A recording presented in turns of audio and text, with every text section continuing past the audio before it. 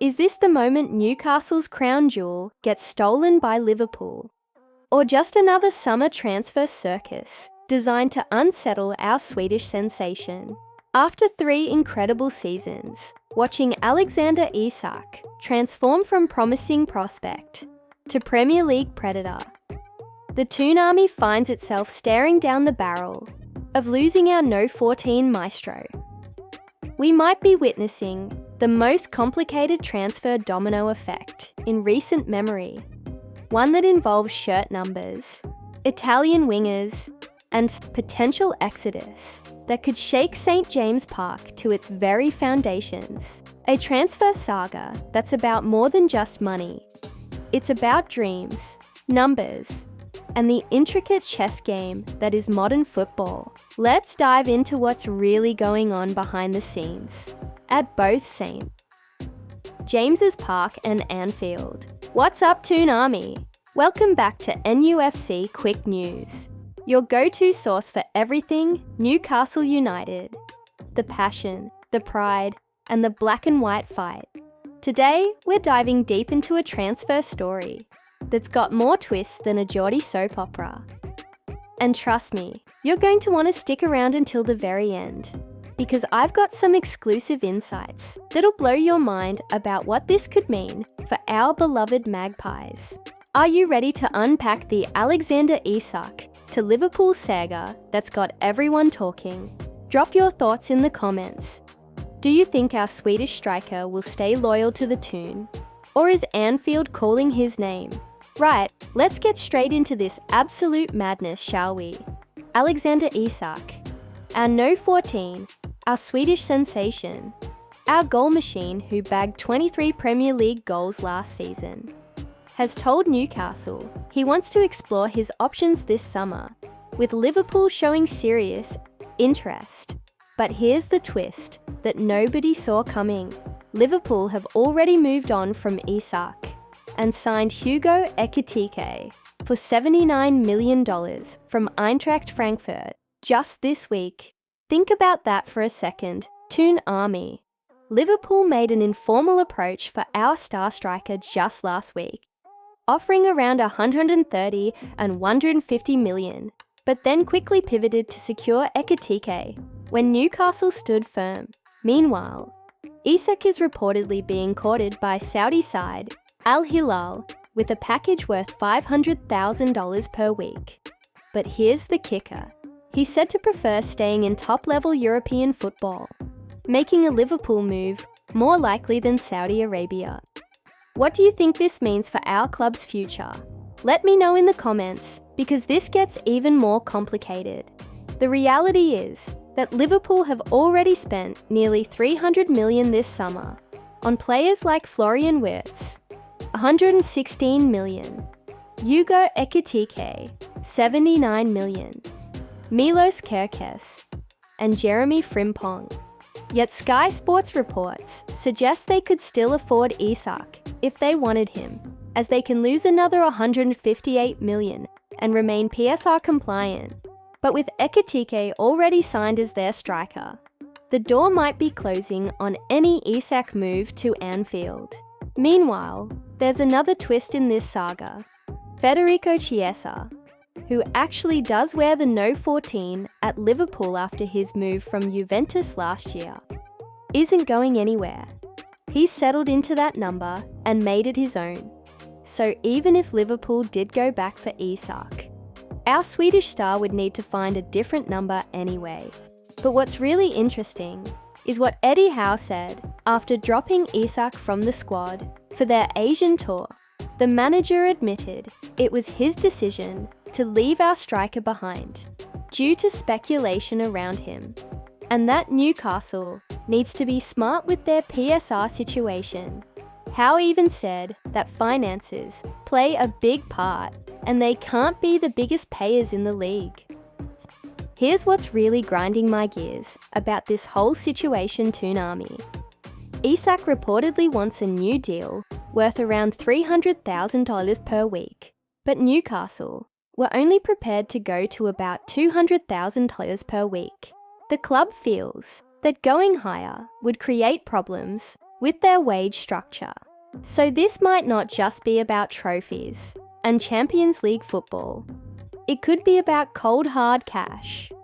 Don't forget to smash that subscribe button if you're enjoying this deep dive into the transfer madness. The timing of this couldn't be worse for us. Isak has just come off his best season to date with 23 Premier League goals, establishing himself as one of the division's most clinical finishers. 3 years left on his contract, 25 years old, entering his prime. This is exactly the type of player we should be building our future around, not selling to satisfy PSR requirements or wage demands. What's particularly telling is that Bruno Guimaraes admitted Isak was going through some rough things, but expressed hope that the player would return for the new season. As captain, Bruno would know better than anyone what's happening behind the scenes. And those comments suggest there might be genuine unhappiness, rather than just transfer speculation. Are you starting to see the bigger picture here? This isn't just about Liverpool wanting our striker anymore. With Ekitike signed, they've moved on. This is about whether Newcastle can satisfy our best players when they want elite wages and trophies. The fact that Isak has reportedly told the club he wants to explore his options feels like a wake-up call. After everything Newcastle has done for his development, after the way the Toon army has embraced him, after becoming the focal point of our attack, the idea that he's considering Saudi Arabia or waiting for another Champions League club shows the gap between our current status and his ambitions. But let's be realistic for a moment, shall we? Liverpool have just shown they can offer $79 million for Ekitike and are building a squad with Champions League football, guaranteed shots at major trophies, and the kind of global platform every top player craves. Meanwhile, we're still building, still trying to establish ourselves as a consistent top 6 club, still navigating PSR complexities, while our best player wants $100K more per week than we're comfortable paying. While Liverpool have moved on to Ekitike, other clubs are surely watching this situation. Arsenal were mentioned as potential suitors before they pivoted to Victor Gyökeres. With Isak potentially available and wanting out, you can bet other Champions League clubs will be circling like sharks. What would it take for you to convince Isak to stay? Drop your thoughts in the comments. Here's what I think is really happening behind the scenes. This might be Isak's team putting serious pressure on Newcastle to either significantly improve his contract terms or consider selling him. Sometimes players need to see that the club is matching their personal ambitions with concrete actions, whether that's massive wage increases or allowing them to seek moves elsewhere. The shirt number situation at Liverpool was never really the issue. It was about whether they actually wanted him enough to pay Newcastle's $150 million asking price. With Ekitike now signed for half that amount, Liverpool have shown they found a different solution to their striker needs. Think about it. Would Mohamed Salah be the same player without his No 11? Would Harry Kane have the same impact without his No 9? These numbers become part of a player's legacy, and Isak has built something special with his No 14 at Newcastle. But when it comes to career decisions, shirt numbers probably aren't the deciding factor.